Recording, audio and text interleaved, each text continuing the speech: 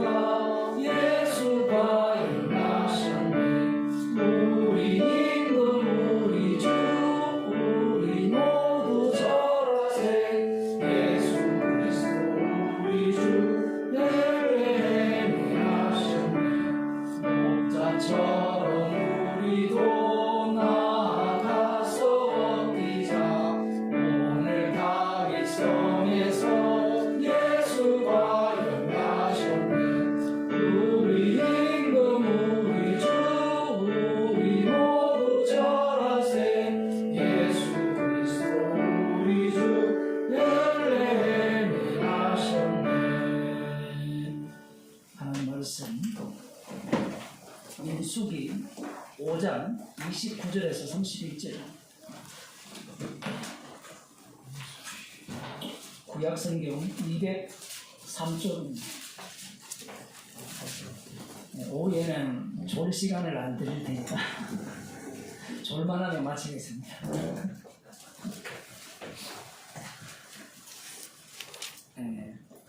같이 읽겠습니다.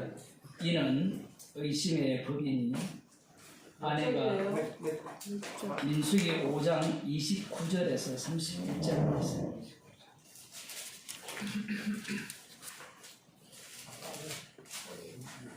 이는 의심의 법이니 아내가 그 남편을 두고 실행하여 더럽힌 때나 또는 그 남편이 의심이 생겨서 그 아내를 의심할 때 그 여인을 여호와 앞에 두고 제사장이 이 법대로 행할 것이라. 남편은 무죄할 것이요 여인은 죄가 있으면 당하리라. 민수기 14강입니다. 이 본문을 설교를 했습니다. 아마 설교를 듣고 난 뒤에도 이게 무슨 소리야 이렇게 생각하시는 분들이 많았을 줄로 생각됩니다. 왜냐하면 지금 여기에 이 의심의 법, 히브리어 단어로는 의심이라는 단어가 아니라 질투의 법이에요. 그래서 앞부분에 11절부터 나오는 어떤 사람이 아내가 있는데 아내가 불륜을 저질렀다. 애들도 다 들어야 되는데 불륜을 저질렀을 경우에 남편이 질투가 생겨요. 질투가 생겨서 의심이 생겨요. 이럴 경우에 이 질투의 법 속으로 집어넣는데, 그런데 성경은 그것만 얘기하는 것이 아니라 아내가 잘못이 없음에도 불구하고 질투의 법 속으로 집어넣을 수 있다는 겁니다. 남편의 일방적인 결정에 의해서. 오늘날 여자들은 동의를 못하겠죠. 왜 동의를 못하는가 하면요, 사랑을 몰라서 그래요. 오로지 평등밖에 모르죠. 평등. 우리가 주장하는 그 평등을 주장해버리면 우리는 십자가 사랑을 못 받아요. 인간들이 주님을 대하는 방식이 평등주의거든요. 네가 하나님이냐 나도 하나님이냐, 네가 용서 베풀었냐 그래 내가 받아들일게, 이런 방식이거든요. 그러한 사고방식이 우리들에게 다 깔려있는 겁니다. 여기서 왜 질투라고 이야기하는 거냐, 아가서 8장 7절에 보면 사랑을 이야기하고 질투를 이야기합니다. 부귀를 이야기하고. 사랑이 없는 곳에는 질투가 없어요. 사랑이 없는 곳에는 질투가 없어요. 이건 인간 세상을 이야기하는 것이 아니라 하나님께서 이스라엘을 사랑하시거든요. 그래서 출애굽기 20장에 보면 나는 질투하는 하나님이라 이렇게 말씀합니다. 나중에는 소멸하는 불이라고 이렇게 말씀하세요. 인간 사랑을 말하고자 하는 게 아니라 인간 사랑은 하나님의 사랑을 보여주기 위한 그림자거든요. 특히 이스라엘의 부부간의 관계는 이 하나님께서 이스라엘을 얼마나 사랑하시고 그 사람이 질투하기까지 사랑한다. 야고보서에 보면 성령이 우리를 어느 정도 사랑하는가, 질투하기까지 사랑한다 이렇게 말씀해요. 신약에도 똑같이 나옵니다. 그래서 지금 이 부부관계 민숙이 안 들었잖아요, 그죠? 우리 애들은, 학생들은 앞부분에 1장부터 나오는 게 군대 조직을 합니다. 며칠만 있으면 하나님께서 약속하신 약속의 땅에 대적을 진멸하고 그것을 차지할 그 시기가 다가왔어요. 그래서 그 군대를 조직했어요. 한가운데 성막이 있고 그 주변으로 레인들, 성전 문 쪽에는 아론과 그리고 모세, 아론의 아들들이 위치하고 그 다음 12지파들이 동서남북으로 위치를 하면서 진영을 갖췄습니다. 그 진영을 갖춘 이후에 주신 말씀인데 갑자기 군대 진영을 갖췄으면 전쟁다운 전쟁을 하기 위해서는 뭐가 필요해요? 무기를 만들든지 군사 훈련을 하든지 뭔가를 해야 되는데 그런 걸 하지 않고 우리가 보기에는 이 남편의 의심병, 그 어떤 번역에는요 의처증이라 이렇게 나와요. 사람들이 의처증이라 하니까 야 성경 제대로 번역했네. 이건 성경의 기본이 안 된 사람들입니다. 실제로 그렇게 번역된 번역본도 있어요. 의처증 이렇게 이야기합니다. 이 의처증 이야기하는 게 아니에요. 그렇게 얘기해버리면 이 마지막 결론이 어떻게 나는가 하면 재판을 하거든요. 제사장이 재판을 하는데 여자가 불륜을 했으면 이 이상한 이야기를 하거든요.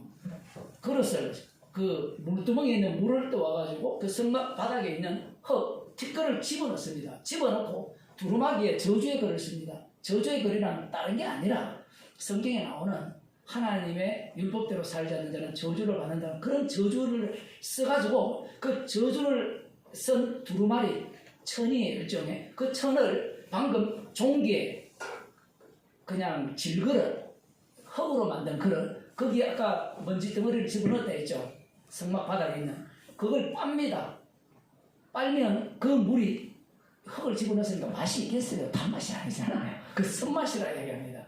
그래서 이 물을 마시게 하는데 이 여자가 만일에 범죄했으면 배와 허벅 다리에 문제가 발생해요. 한마디로 말하면 아기를 못 낳는다는. 아기를 못 낳으면 요즘은 아기를 못 낳아도 큰 소리 치잖아요. 하나님의 율법에 의하면 아기를 못 낳으면 저주받는다며. 저주거리가 되게 만들겠다. 그리고 만일에 그 여자가 무고하다면 단순히 남편의 의심이었을 뿐이면 그냥 아기 낳고 잘 산다 이 얘기예요.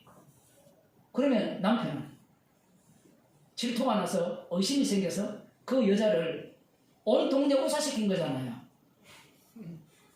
그래 안 그래요? 아니 자기 아내가 나쁜 짓도 안 했는데 의심이 든다는 이유만으로 제사장에서 데리고 가가지고 소문 안 나겠어요. 여러분 우리 몇 명 모였는데 여러분이 한 개인에게 한 이야기 저한테 다 들리거든요. 그러니까 다 들리게 생각하고 말씀하세요. 똑같아요. 어느 지역이든 어느 모임이든 소문이 나면 도대체 행실이 어떻게 했길래 남편한테 저렇게 의심을 사고 이렇게 들어가겠죠. 이것도 문제가 있어요. 질투가 일어났다는 것은 남편이 그 아내를 그만큼 사랑한다는 얘기예요. 안목이 완전히 바뀌어야 돼요. 그래서 남편은 만일에 여자가 잘못이 없으면 무고해요. 그럼 남자는 아무 일도 안 당해요. 끝이에요. 아마 이 여성 동무들은 가만히 앉겠죠. 어디 아내를 그렇게 했으면 거기에 대한 무고죄를 했으면 무고죄로 처벌을 당해야지 이렇게 이야기할 거 아니에요. 처벌 하나도 안 당합니다. 그게 오늘 본문의 비밀이에요.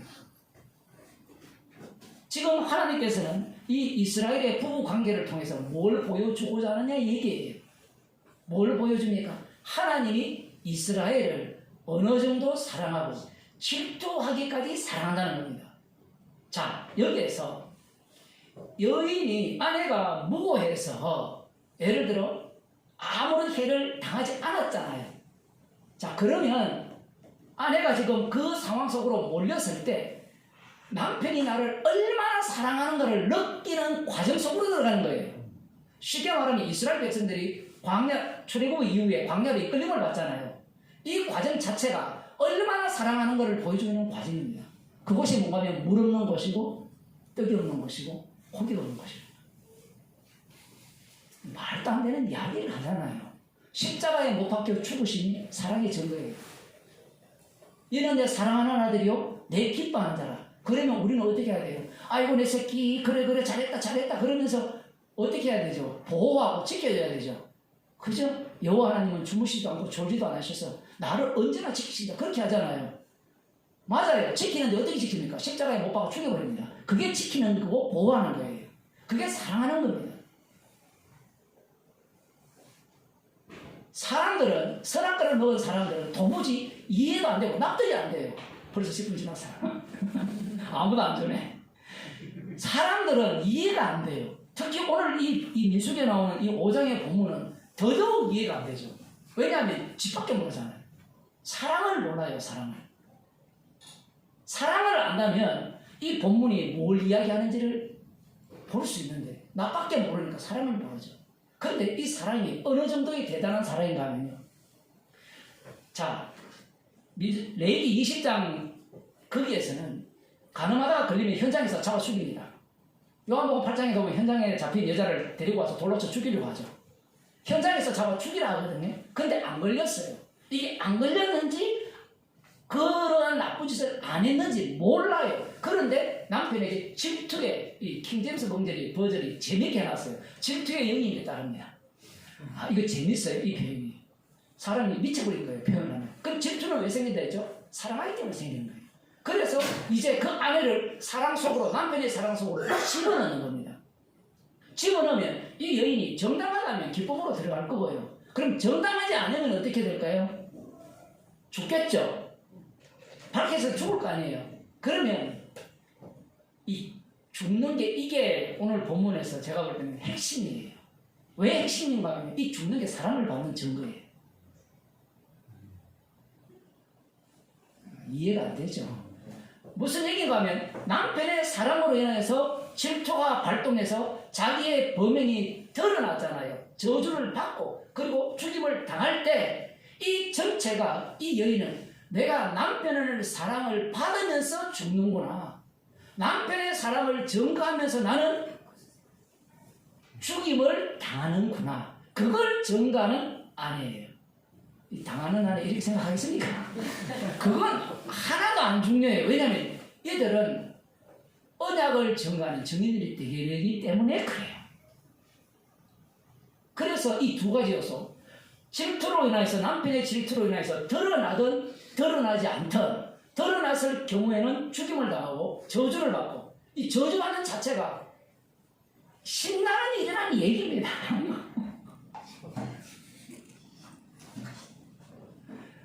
예수님의 십자가에 죽으신 그 죽으심이거든.